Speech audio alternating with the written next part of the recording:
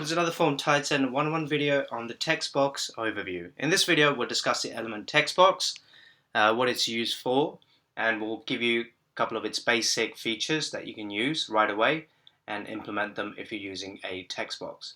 So on the left hand side in the elements you will type in Textbox and drag this onto the canvas. In the Textbox it's generally used for capturing short text, as well as numeric values or alphanumeric values. You can actually just modify and add validation rules to it, but it's generally used for short text. If you need anything bigger than that, you would use a text area, which is what it's suited for, but for short text we recommend text boxes. So there are a couple of things I can show you. Once you click the element in the settings, let's go through some of the basic functionality. You can change the label here. For example, I can say full name. You can also add a placeholder like this. Enter full name here. You can also make it mandatory if you want. You can add a user tip to it. Please enter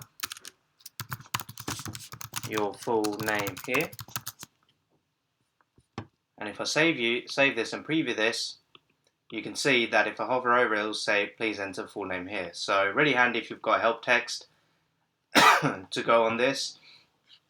Then you can also add default value. So for example, if the field is left empty, you can say I want the default value to be Joe Blogs. So what it will do, if you go ahead and push or read and there's nothing in there, it will just push Joe Blogs through as well. And then in the condition side of it, you can add conditions to it, which has been explained in other videos that you can check out. You can also add value rules. We have a value rule playlist for you where you can learn more about this. And then in the styling, you can style the general stuff, like you can style the label. You can say I want my font to be white and the label background to be black. You can do the same with the element itself. You can say the background is going to be black and the font is going to be white.